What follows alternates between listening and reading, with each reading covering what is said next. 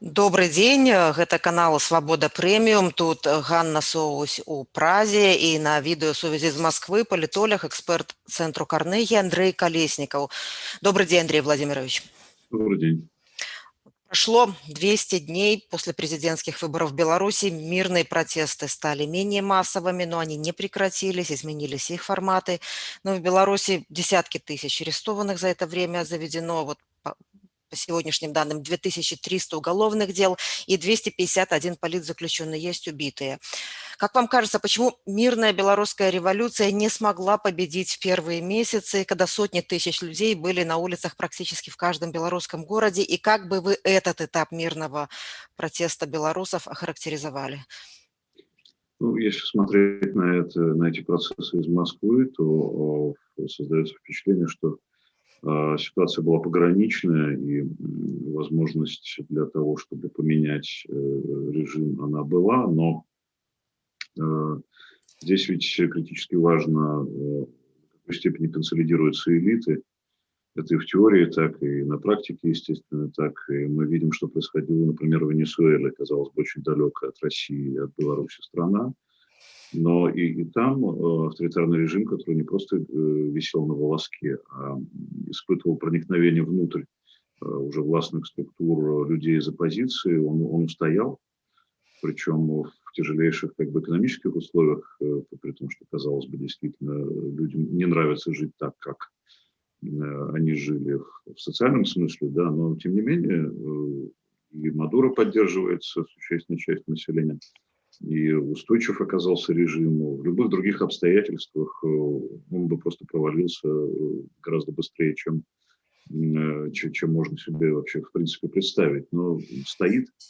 То же самое, мне кажется, происходит и в Беларуси. Вот политолог Татьяна Ворожейкина называет это новую устойчивость авторитарных режимов, которая опрокидывает любые представления политической науки о том, как они не способны устоять и от чего они проваливаются, эти самые режимы. Вот стоят и стоят. Ну, конечно, мне кажется, очень важный фактор – это консолидация бюрократии вокруг действующего президента и силовиков. Ровно то же самое происходит у нас в России. И ровно поэтому режим остается в большей или меньшей степени устойчивым. Плюс есть некая степень поддержки консервативных слоев населения. Во всяком случае, в России они составляют большинство. Вы сказали, режим висел на волоске. Если эту метафору расширить на сегодняшний день, на каком канате, на какой веревочке сейчас режим Александра Лукашенко? Ну, не хочется шутить по поводу того, что веревочка для повешенного, так сказать, собирающегося повеситься, но ощущение такое, что действительно ради того, чтобы сохранить свою власть, этот человек готов гораздо больше отдать России из того, что он, по сравнению с тем, что он готов был отдать до того, как произошла вот эта мирная белорусская революция. Я думаю, что тем самым он, конечно, решает прежде всего личные проблемы. Как он будет решать проблемы силовой элиты, бюрократической элиты, это уже второй вопрос. Вот о том, насколько он много готов отдать России. Недавно закончились переговоры в Сочи Путина и Лукашенко, и, как обычно, после таких переговоров ничего конкретно не известно, кроме каких-то официальных общих слов. Интеграционной дорожной карты, вдруг совсем другие цифры уже этих карт, кредит. Вот как вам видится, насколько велика эта цена поддержки Путиным Лукашенко для белорусов сейчас? Это вот продажа такого фамильного серебра, это конституционные реформы, ну и угроза независимости просто, насколько она велика сейчас? Я думаю, это некий пакет, да, в обмен на экономическую поддержку. Лукашенко обязан совершить какие-то встречные действия в направлении более тесной интеграции.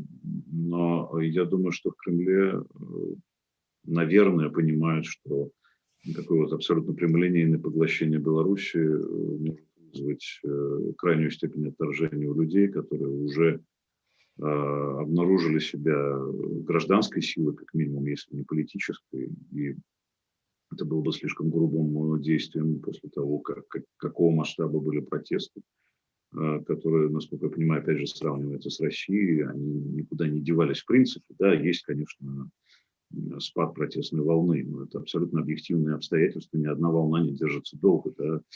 Просто она превращается в некий подземный поток, или подземный пожар, любая метафора здесь годится, который может вырваться наружу в любой момент в связи с каким-то толчком, да, с каким-то триггером.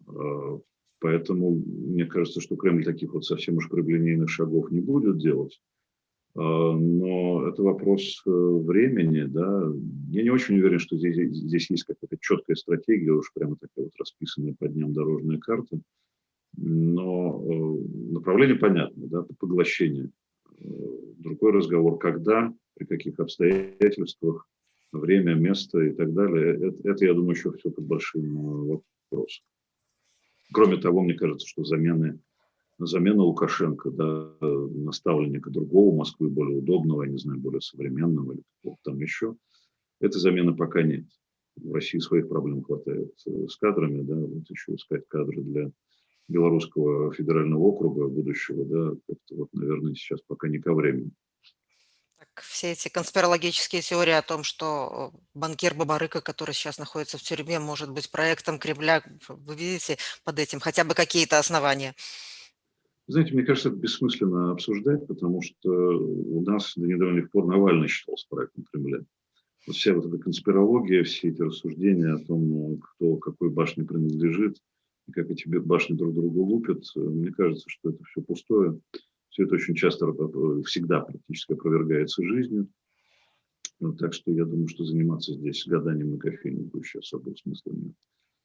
Ну, в Беларуси очень жесткие, очень жестокие репрессии. Если вы следили за ситуацией, сегодня на 10 лет осудили свидетеля убийства человека на протесте в Бресте, как и был осужден, признан виновный человек, которого убили.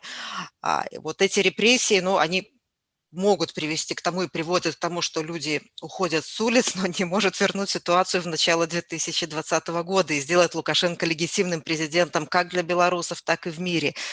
Вы сказали уже о теории устойчивых тоталитарных режимов, авторитарных режимов, с которыми вот неясно еще, как бороться эффективно. И все-таки вот как долго вооруженное меньшинство с помощью террора может держать в подчинении большинство в 21 столетии, в центре Европы.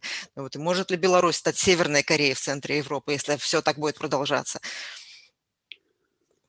Очень трудно оценивать это в временных параметрах. Возможно, может, и довольно долго. Очень многое зависит, конечно, от экономической ситуации, но это здесь не главное. Главное – это настроение большинства, которое, в общем, трудно назвать, конечно, молчаливым, хотя мы привыкли называть почему-то молчаливым, но оно вполне себе высказывается на выборах. На самом деле, думаю, что и в Беларуси, и в России есть традиция автоматического механического голосования, поскольку выборы все равно без выборов, те, кто приходит на участки, они голосуют за власть. Прежде всего, это касается, конечно, федеральных выборов, если мы говорим о России. Поэтому эта поддержка существует, и она может быть пролонгирована на неопределенно длинный срок. У России есть еще некий как бы, экономический ресурс для этого, да, это сырье. И несмотря на то, что весь мир испытывает энергетический переход, в России, во-первых, в это не очень верят наши элиты. Во-вторых, полагаю, что на ее век хватит нефти, газа и потребления нефти и газа, так что мы с этой стороны как бы авторитарный режим защищен. Ну и, соответственно, в эту воронку Россия будет затягивать и Беларусь своими кредитами, с сохранением Лукашенко и, может быть, медленным каким-то поиском замены ему. Собственно, конституционная реформа, мне кажется, это тоже такой механизм внедрения человека из Москвы, только более как бы управляемого, да. Ну, вот как мы с вами обсуждали, там, Бабарик или кого-то там еще, но понятно, что это как бы схема мягкого ухода Лукашенко куда-нибудь на загородную дачу, возможно, даже не под Минском, а под Москвой, в зависимости от того, как будет складываться ситуация вокруг него. Так что здесь, возможно, разные варианты, но я боюсь, что мы, возможно, недооцениваем устойчивость такого рода режимов. В России еще в 2011-2012 году шли разговоры о том, сколько этому режиму осталось, месяц, 2 недели. Это были все прекраснодушные разговоры, пока не начались настоящие репрессии, ужесточение законодательства, пока режим не показал зубы, пока, начиная с 2012 года, Путин не стал закручивать гайки так, что вот сейчас просто некий пик этого самого закручивания, но гайка не срывается, она остается на месте. Как вы считаете, у Кремля есть четкое понимание того, что Александр Лукашенко сам никогда не уйдет? Ну и что верить ему, но опыт-то большой есть, тоже ни в чем нельзя. Ну, если они сами его не поставят в такие условия, что он будет вынужден уйти, ну, именно в силу московских каких-то правил, конечно, не понимают. Они сами такие. И сами никто никуда уходить не собираются. Сидят годами. Путин сидит десятилетиями. Там, глава «Газпрома» Миллер, ему всего, значит, буквально сейчас продлили на 5 лет еще срок работы главой «Газпрома». Он уже там практически 20 лет. Это колоссальные совершенно сроки, но так устроена эта система. Несменяемость – один из главных принципов этой системы. Или бюрократическая сменяемость, которая сменяемостью не является. Так что в этом смысле, я думаю, что понимание есть. Как вам видится, в чем заключается сила и слабость режимов Александра Лукашенко и Владимира Путина? В чем они все более становятся похожи и в чем принципиальная разница? Но сила в данном случае – это не только сила оружия, я имею в виду. Их сила, она же их слабость. Авторитаризм, авторитарное правление считается сильным, но на самом деле это правление слабых, это правление боящихся людей, боящихся прежде всего продвинутых классов, да, современных классов, образованных, городских. И вот эта сила, она всегда оборачивается слабостью. Такие режимы всегда показывают силу с помощью силовиков, соответственно. Но это же и демонстрация слабости тоже, когда ты не имеешь аргументов словесных, не имеешь аргументов политических. Вместо этого ты предъявляешь штыки. Но, как известно, на штыках сидеть крайне неудобно, на полицейских дубинках тоже неудобно сидеть. Можно долго сидеть, но как бы ноги затекают, возникают разнообразные проблемы, желание стать еще более жестоким, кстати говоря. Это тоже может быть такой побочный эффект. В этом смысле эти режимы очень похожи. И еще одна как бы объединяющая их черта – это вот наличие вот этого абстрактного большинства, которое готово принимать правила игры, устанавливаемые диктаторами. Это, возможно, нестабильное большинство. Оно состоит из каких-то распадающихся меньшинств, но в моменты мобилизации они могут как бы помочь диктатору или автократу устоять. Вот в этом проблема. Очень трудно Можно измерить ли говорить количество. о большинстве в случае с Беларусью теперь, с Беларусью Это 2021 вопрос, года? я бы не стал, как, опять же, сторонний человек, измерять вот социальную структуру Беларуси. Я думаю, что здесь могут быть какие-то, так сказать, нюансы. В России это большинство существует, но оно индифферентно. Есть что Путин, что этому большинству, что Навальный, лишь бы было начальство, и вот как бы это большинство готово следовать в фарватере конформизма такого. Да? Кто начальник, затем мы как бы и движемся. Пока начальник Путин, будем двигаться за Путиным. Вот в такой логике. Различие в том, что в России есть нефть, в Беларуси нефти нет.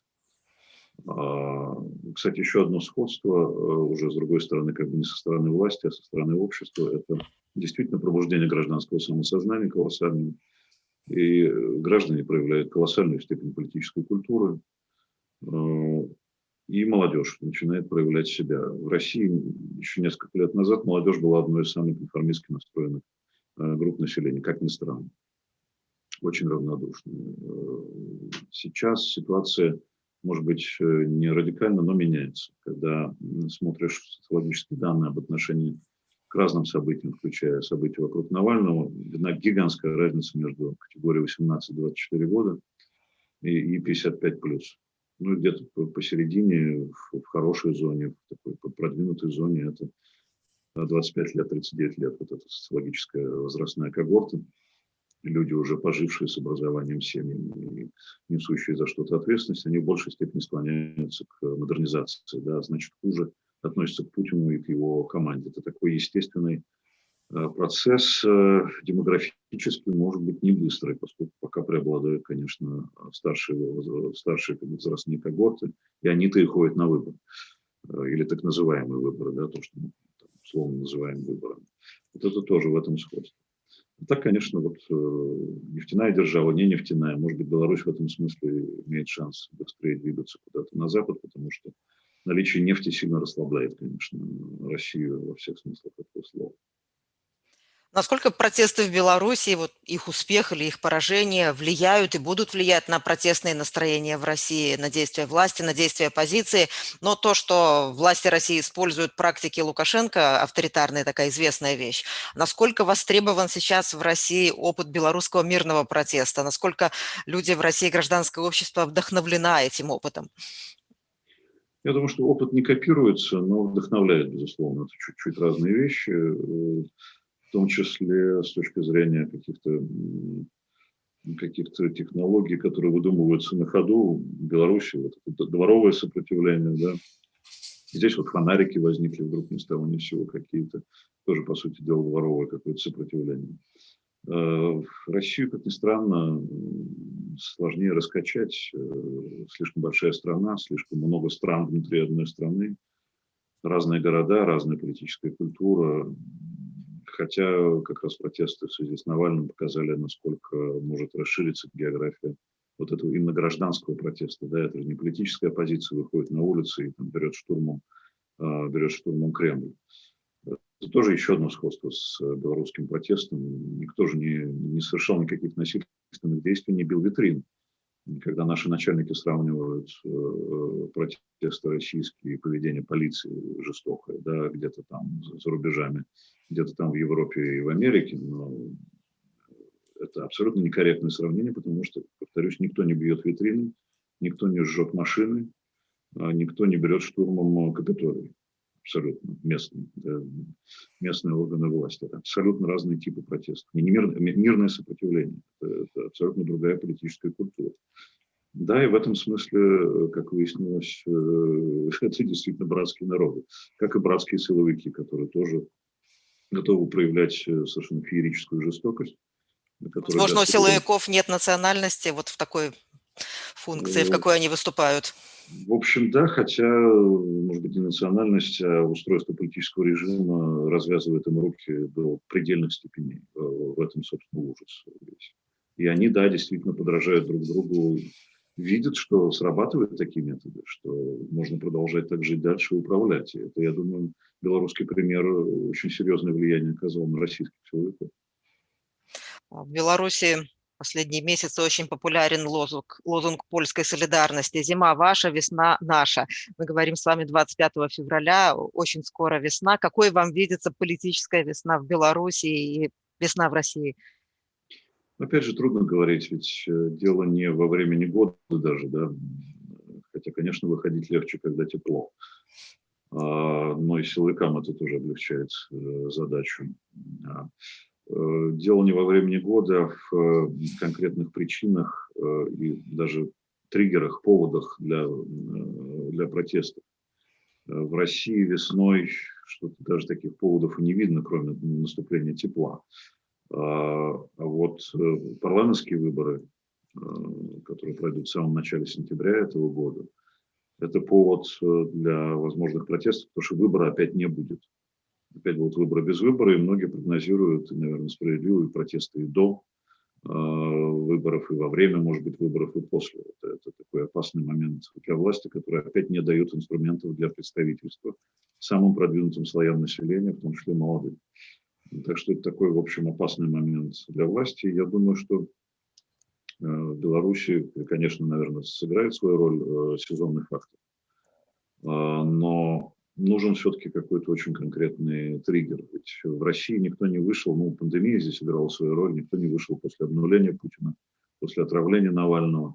И то, что произошло сейчас в январе-феврале, это был отложенный протест, накопленное недовольство, которое готово было вырваться в связи с каким-то триггером. Этот триггер появился в виде ареста Навального. И фильма про дворец Путина. Вот триггер, если подействует, то протесты, да, безусловно, начнутся, потому что они, безусловно, никуда не делись. Это перманентный процесс. Дякую вялікія за вашу ацэнку. Гэта быў расійскі палітолог, эксперт цэнтру Карнегі Андрэй Калеснікаў. Усяго найлепшага. До свидания. Спасибо.